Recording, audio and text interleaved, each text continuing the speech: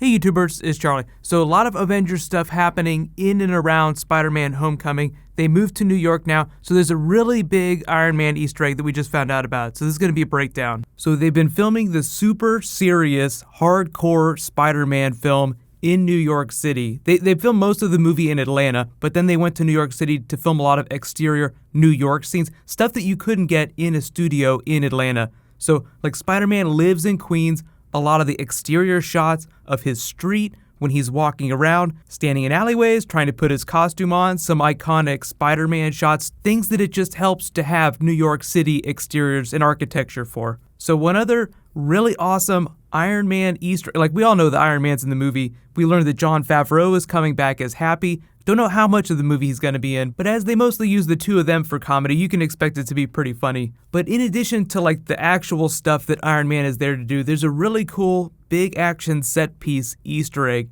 So naturally, big Spider-Man movie, you expect a bunch of big action set pieces. But what is one of the biggest pieces of New York City architecture that is in Queens, where Spider-Man lives? Blushing Meadows Park, smack dab in the middle of Queens, is where Stark Expo is.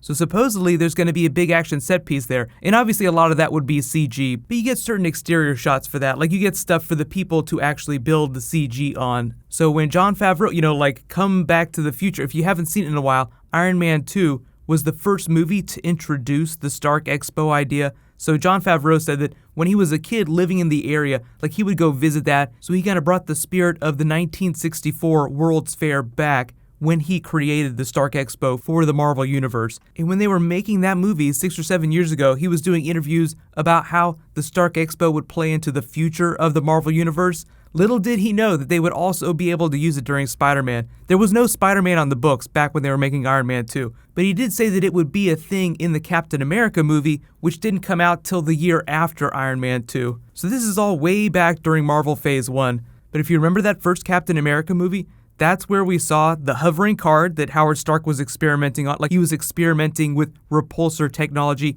We saw the original Human Torch's uniform. Bucky and Steve were just like walking around, just taking it all in. So the Stark Expo is just a touchstone for a number of big characters. And naturally, Spider-Man living in Queens would probably go visit that place every once in a while. But as for shenanigans, it remains to be seen how much fun Iron Man and Spider-Man get to have there with whatever big villain fight they have. So like when we saw Iron Man during Iron Man 2, he was still really high on himself. The whole through line for that movie is that being Iron Man was poisoning him. He needed to recenter himself, so to speak, as he created the new energy source. But you can understand how Spider-Man is going to be like this wisecracking teenager, going to be making a lot of the same mistakes that Iron Man made before he completed the first couple arcs on his hero's journey.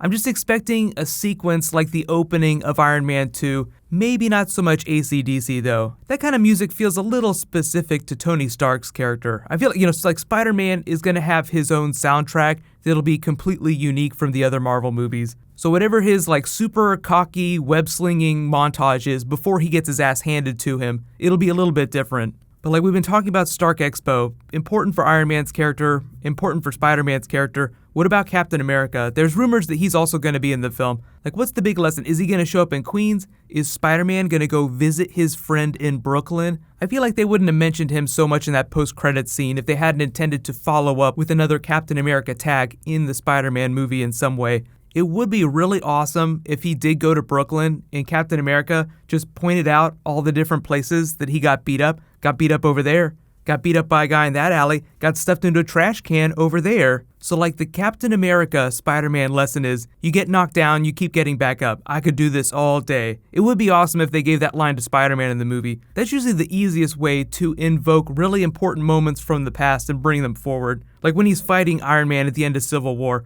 I could do this all day. But let me know in the comments, what do you think they're going to do with Stark Expo in Spider-Man Homecoming?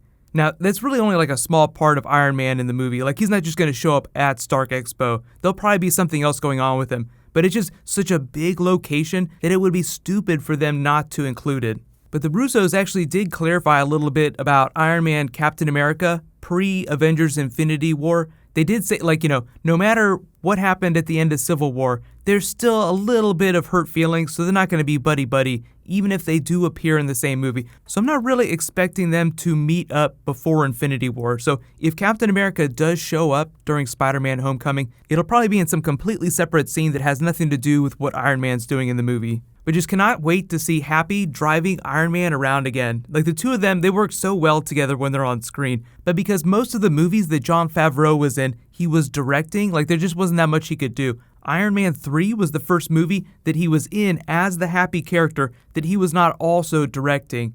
Now, he also executive produces the Marvel movies, but really it's just kind of like creative oversight. Like, he's not on set every single day just like telling them what to do. He just signed on to do another Disney live-action adaptation, so if he does come back to do another Iron Man movie, it's still a couple years away. So get hype, and there is a rumor that there will be Spider-Man footage dropping in the next couple of weeks. There is a Guardians of the Galaxy 2 trailer that's dropping around Christmas, around Doctor Strange Star Wars Rogue One time. So I'm not expecting them to drop Spider-Man and Guardians footage at the exact same time. They'll probably want to space that out a little bit because they're two super huge things that everybody really wants to see. So they probably want you to focus on like one big thing at a time. So if we don't see Spider-Man footage before we get that first Guardians trailer, we probably won't see Spider-Man footage till the very end of the year or even till the Super Bowl. But get hype, and if you guys haven't been watching it, Luke Cage is awesome. I'll be posting the rest of my videos over the course of next week. So speaking of trailers, they also said that there's a new Iron Fist trailer that's supposed to drop at New York Comic Con next week, but no confirmation on that yet. Of course, I'll totally do a video if it does drop, so be sure to subscribe to get everything. And if there's any other Marvel movie videos you guys want me to do, just let me know in the comments. While you guys wait for that to post, you can click here for all my Spider-Man Homecoming videos, and you can click here for new Flash Season 3 footage. Thank you so much for watching, everybody. Let's high five. I'll see you guys tonight.